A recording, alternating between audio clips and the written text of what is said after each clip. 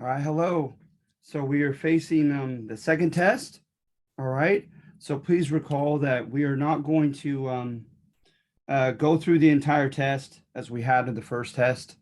Um, as I had mentioned before, I wanted you to be able to crawl before you walk. But now at this time and being a collegiate class, I want you to be able to do it yourself. Okay. Like I mentioned before, so many of the answers to the questions are found in the argumentative assignments themselves. So please look through those and you use them as a reference. I would highly recommend that. And you guys will do fine. You'll do just fine. But nevertheless, anything that I thought was even remotely, unclear, I'm going to go ahead and go through today. Needless to say, any that pertain to the textbook that we're not using in the summer semester, we will go over. Okay, so hopefully you guys are doing okay regarding the War of 1812 assignment. I hope so. And yeah, let's see here. So before I get going and open up the second test, does anyone have any questions? Feel free to unmute yourself. Hi, Professor. I was wondering if you were able to get to my Canvas message from last week. I'm a little, you know what, I'm a little concerned that I might need to look back over it because yes, I intended to catch up on my messages, and I believe to have done so just yesterday or the day before. So if you haven't heard from me, I wonder if I somehow missed your message. Yeah, no, I didn't get any message back. It was just pertaining to the Constitution assignment, just the formatting that I did. I wasn't able to use my mic last time, but I got it fixed. But my question was from my message was I actually read through the whole Constitution and I used other examples from it. And Sure. I saw that you uploaded the video of the last time we talked, and it said that we only had to read 1 through 3 articles. So Yes. if I use from the other articles, that's fine. Yeah, that's fine. That's fine. Okay. And then I also put the section that I used because I didn't know if we were supposed to or not. And then I did my explanation underneath it. I just put it in little font. That way it didn't take up so much room. That's perfect. Okay, that was my only question. Yeah, that's perfect. All right. So Valeria, right? All Yes. right. So yeah, I'll look back for your to see how somehow I have missed um your message and respond to you. Okay. Jessica, we're gonna look together. Okay. So if you guys are okay with it, let's go ahead and jump right into test 2 as Ms. Castro asks, how many questions are we going to confront for test 2? So let's take a look. Yeah, 35. All right, so 35. So let's see here. Numbers 1, 2, and 3, as well as 4, are right out of the War for Independence handout. So I'll give a moment when I'm done for anyone to ask a specific question oriented to a specific, question number. But for right now, I'm going to bypass those 4. I feel like they could be gleaned right from that handout, all 4 of them. With number 5, I'm not sure how clear I was, so I wanted to go there to make sure that it is clear. Number 5 says the Great Awakening's lack of deference and obedience toward authoritative figures who had swayed from God's purpose and had misruled is sometimes accredited to the spirit of 76. And that's all part of number 2, right? Thesis number 2 on that assignment. Bernard Balin's thesis that it was an ideological shift and genuine revolution in the minds and hearts of American colonists. And so number 5 is true. Okay, so I wasn't sure how clear I made that. All right, 6 and 7, again, if you have a question when I get finished, I can address it, but I believe they're gleaned directly from that handout, the answers to them, as well as number 8. So Howard Zinn's thesis is the last number, the last section on the War for Independence handout. A very cynical thesis, as you'll see, or you have seen, looking at it. Number 9, it's out of the textbook, so I'll certainly go over that one. Brinkley in the textbook cynically adheres to Howard Zinn's thesis. No, he does not. If you had used the textbook, you would have read that the salutary neglect thesis, which I contend is kind of the British perspective on the American War for Independence, right? That they left us alone, but it had a healthy effect on us, and we got accustomed to doing what we wanted economically and enriched ourselves from it. And we empowered ourselves politically to a degree that the British Parliament and King had never foreseen, much less, tried to make happen. So yeah, it's a salutary neglect thesis from the textbook, not Zinn's very cynical thesis.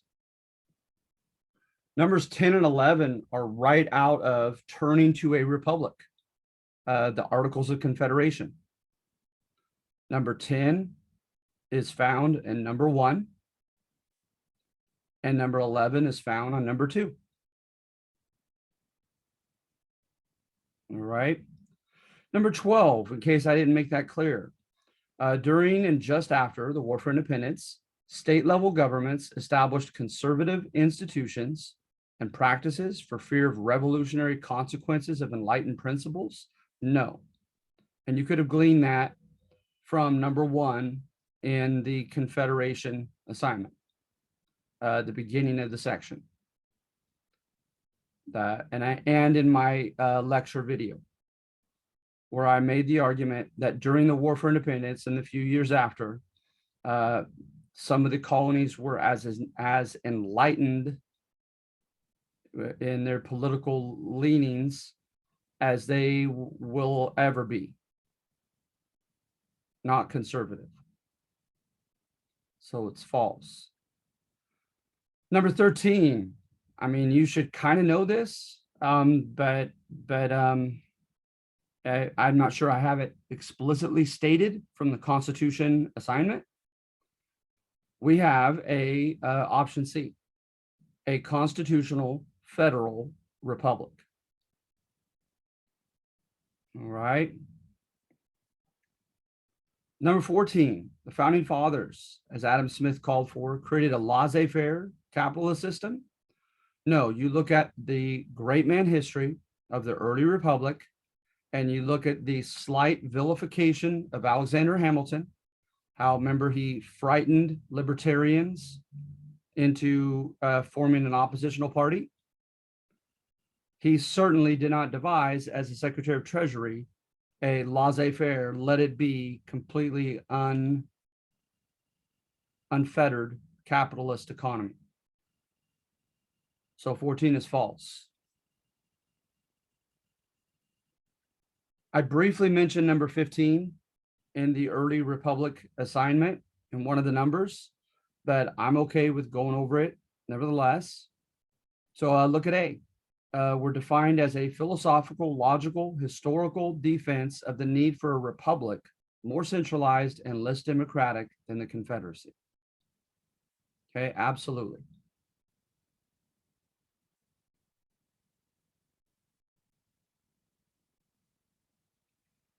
Numbers 16 and 17, I'm planning for you to deduce the answers from that from your Constitution assignment of putting things in the categories of enlightened, conservative, pragmatic.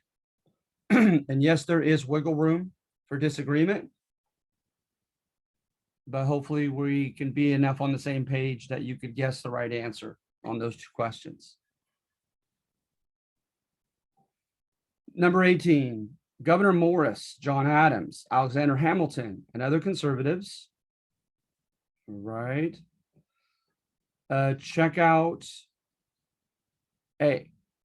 Believe that while all American citizens ought to be equally entitled to the same basic rights, protections, and privileges, etc., not all would be equally capable as elected politicians.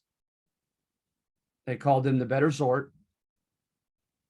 But B is wrong because they did want them to have limitations to their power. They did want them to be accountable to the general population. So it is A. But they went so far as to call the elected reps the filters, right? In the Federalist Papers. Very elitist. And, you know, the argument is, do you believe everyone's equally, you know, entitled to the same rights, etc.? And of course, rhetorically, that question should be answered by yes. But do you believe everyone's equally capable of fixing your car or writing a history paper for you? And of course, the answer to that question is intended to be no. People differ in their backgrounds, experiences, skills, talents, and that's what the conservatives wanted to convey.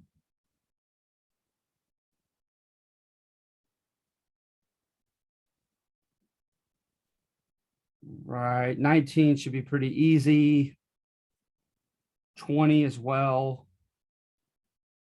21 as well, right out of the handout. 22 right out of the handout. 23 right out of the handout. As well as 24. 24 is number 2. David McCullough writes on John Adams and has a strong definitive statement as to why he thinks John Adams did not win re-election. And those of you who were there for the Zoom lecture, I made that crystal clear. And it should be crystal clear just from reading it.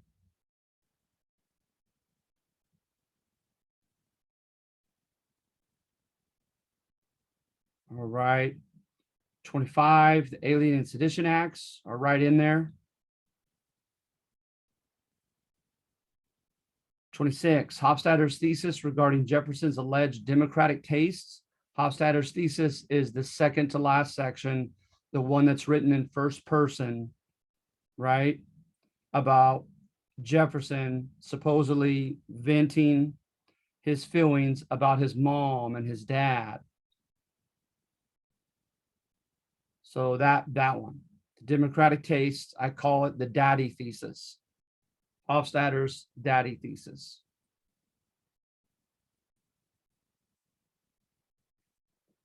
Number 27 is found in the last section of the early Republic assignment, where we went over examples of the contradictions of Jefferson, right? Between what he had written and spoken in the past as a young idealistic man and what he did as a pragmatic, even conservative president later on.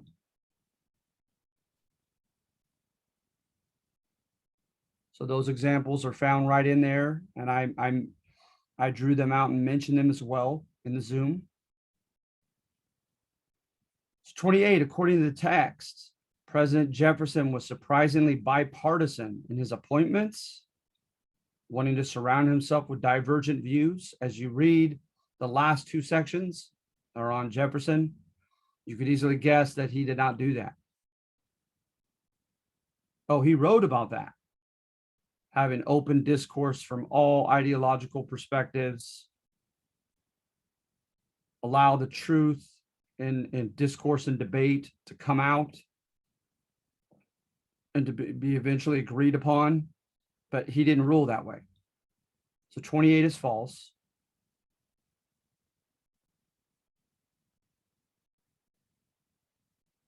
'29, I talked about. and mentioned in the last section. And I mentioned William Eaton as well, with his Tripolitan War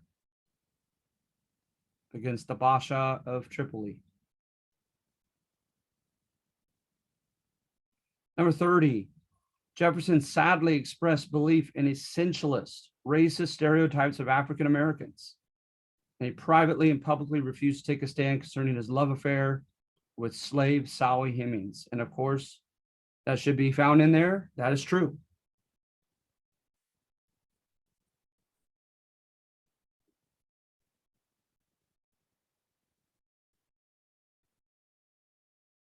Number 31, apparent contradictions between Jefferson's rhetoric and his actions as president have been interpreted by historian Alan Brinkley as a decision of Jefferson's to work pragmatically with forces beyond his control. That's exactly as what's stated in the last section. Alan Brinkley is cited for that thesis. Yes. Okay, you watched the War of 1812 video. Did we fight against the French? That should be a gimme question, whether that's true or false. 33, during the War of 1812, Canadian civilians and forces enthusiastically embraced an American liberation en masse. Did they accept us when we did our three-prong invasion of Canada? You've watched that video, right? Or hopefully have, or doing so. Just technically you have until tomorrow night. But you'll see that that is not the case. 34, according to the War of 1812 video, many Ohio Valley Native Americans chose to join the Red Sticks against the U.S. on account of white settlers' intrusions and illegitimate American treaties in which some Native leaders sold others lands. So take a look at that. And I think you'll find that to be true. In 35, according to the War of 1812 video, the fight against Native Americans in the South was less intense on account of our government's deal that it made with the Creek tribe. Watch the video and you'll see. We fought viciously with the Creek.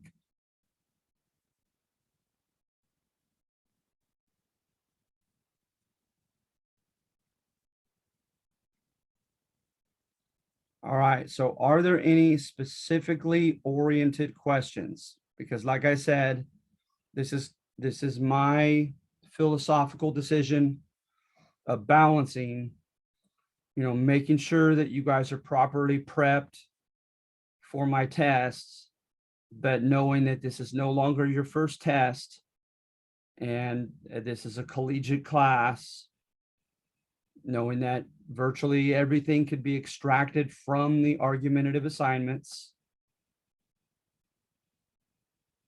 And hence why I didn't share more than I did. Professor, I did have a question regarding one of the questions about Jefferson. I don't know if we could go back and take a look at that. That's okay. Would you mind, Mariah, telling me which specific one? I couldn't, we were moving kind of fast. It was in the 20s, I want to say. Let's see here. If I see it, I'll just say it. So I see 26 through 29. Yeah, I see it. It was 27. Which of the following is not included as ironic in Jefferson's purchase of the Louisiana Territory? That one, the wording, it's just a little funky. I was wondering if we could go over that one. You got it. Okay, so what is not included as ironic in his purchase of Louisiana? So nothing in Article 2 states that the chief executive can purchase foreign claim land, and Jefferson, as a libertarian, had been for strict interpretation of the Constitution. So that one, I believe I had put down in writing, and that's kind of common knowledge of him being a strict, interpreter of the Constitution. So that one is true. Let's go ahead and move to B and C. Jefferson sent multiple expeditions into the far west, even prior to purchase of Louisiana Territory. Some that included guiding evidence of imperialistic ambitions over the Native Americans. That is true as well. The Lewis and Clark expedition, when they left and were sent, the Louisiana Territory had not formally been bought yet. Mhm. Clark, in particular, gave numbers on the military strength of each of the Native American tribes, what type of weapons they had and did not have. And so when you look at his notes and so forth, it looks like an imperialistic, spy mission, if you will, regarding the natives that were living there already. So that is true. I see. He established democratic institutions there immediately. Now, I hope that the other students, if they don't see this video, will note, I hope that I have put in there is, despite his democratic rhetoric, he put in a board of 21 handpicked men, one board in the south of the territory and one board in the north of the territory, because he didn't believe that people there could be trusted yet with self-government. So that was another irony, right? Is that Mr. Democracy, he not only is buying land that the Constitution does not state he can, he's not only sending out spies to surmise what they're going to have to do to overcome Native American resistance in the future, but then he's also putting in hand-picked, non-democratic, political government in this newly acquired territory. So in this case, C is the one that you want to pick. That does not match. Thank you so much. It was just that option B, it kind of raised my eyebrows a little bit because I just felt like we didn't go into it that deeply. I just didn't really remember some of that. So thank you for going into that. No problem, Mariah. Yeah, and I apologize. I know when I think about it, as soon as I even mentioned Lewis and Clark, that kind of triggered to my brain, like, you know what? I didn't really talk much of Lewis and Clark, did I? So yeah. All right. Anyone else?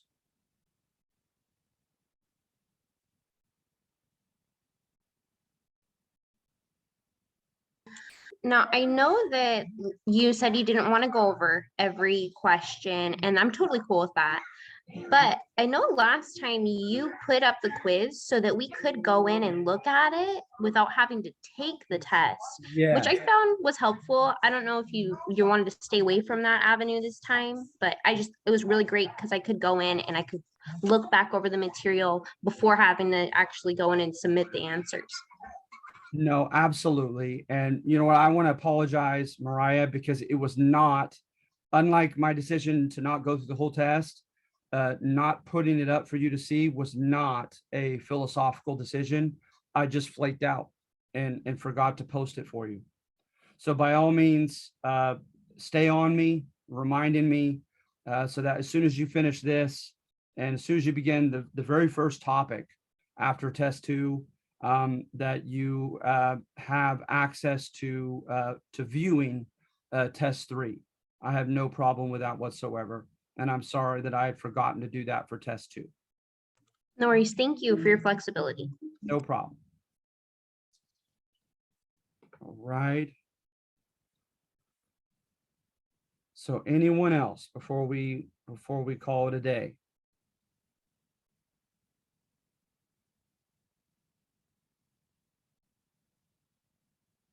I have a question, but pertaining to the 1812 assignment. Sure. I had 2 questions. One of them was number 7 was, how did Detroit earn a negative story in the history book? And when I watched the video, what I wrote down was, it was the only time in history that the white flag was hung over American territory to surrender to a foreign army. Is that correct? That is absolutely it. Okay, good. Yeah. Okay. And then also my second question, where did it go? The two reasons U.S. declared war, I put to seize land and expansion, and also because of trade, because I know that they were stopping all the neutral trips that were trading with France had to stop in the British to pay a certain amount. Mm-hmm. Would Yeah, that be the so two? yeah, and to seize lands is absolutely, mentioned in the video, and I have no doubt it was an ulterior motive for many, especially Southern and Western Democrats that wanted to, Democratic Republicans that wanted to provide opportunities of land acquisition for the common voter and for themselves. But technically, right, you mentioned one of the two as an infringement on our international rights on the high seas, right, to engage in free trade with either or both belligerents that were at war. And secondly, is when they mention it very quickly, is when at Tippecanoe, when they were burying the Native American enemies, they found that they had been armed with British muskets. And so we secondly declared in Congress war officially because the British were allegedly fomenting or stirring up rebellion amongst our Native American tribes.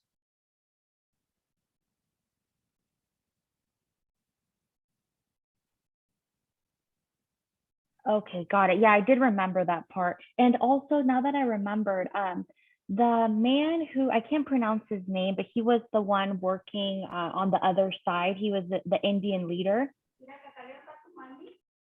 Yeah, are you either Tecumseh or Tenskwatawa? Tecumseh. Was he the one? Let me see the question that I asked. Was that the one where I asked how he was portrayed in the video? Is that That's who they're right. talking about? Okay, That's okay, right. got it. Thank you so much. No problem. And again, you guys, I apologize for, the War of 1812 assignment. It's so old school. It's kind of archaic.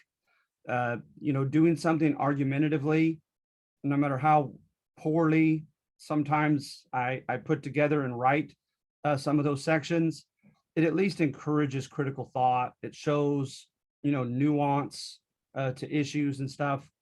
And yeah, I am not proud at all of the War of 1812 assignment. It's very basic, very superficial questions, simple right and wrong answers, nothing to make you think deeply.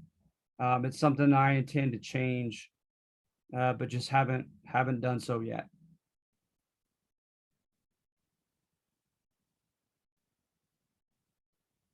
All right, so anyone else before we go?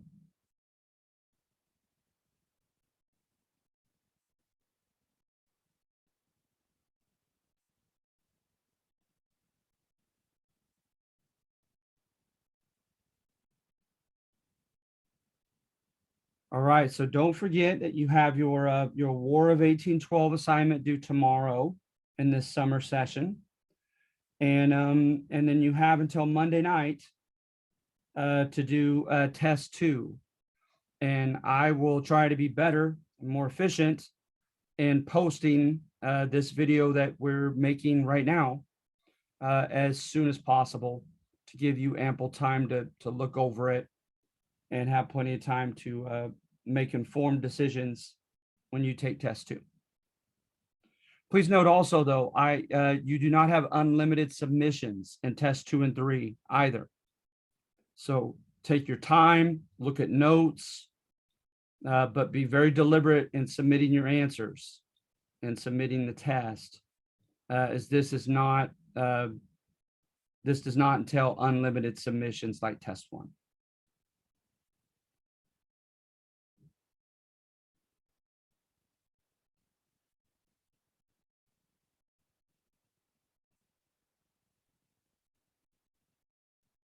All right, well, thank you guys.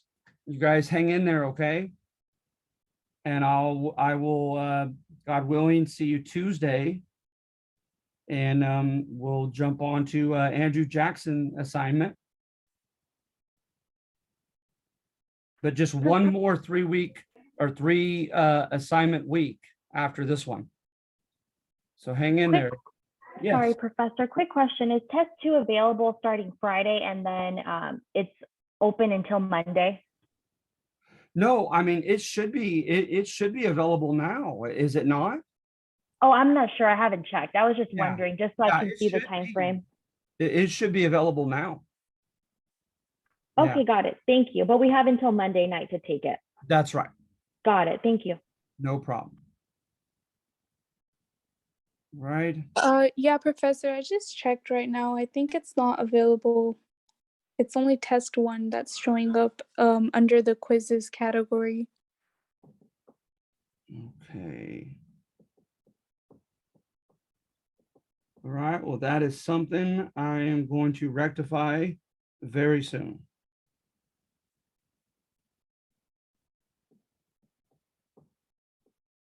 Thank you for bringing that to my attention, okay? Yeah, no worries. Thank you. Thank you.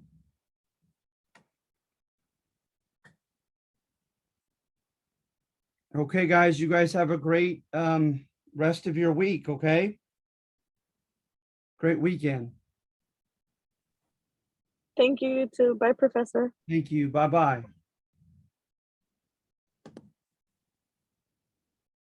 Thank you.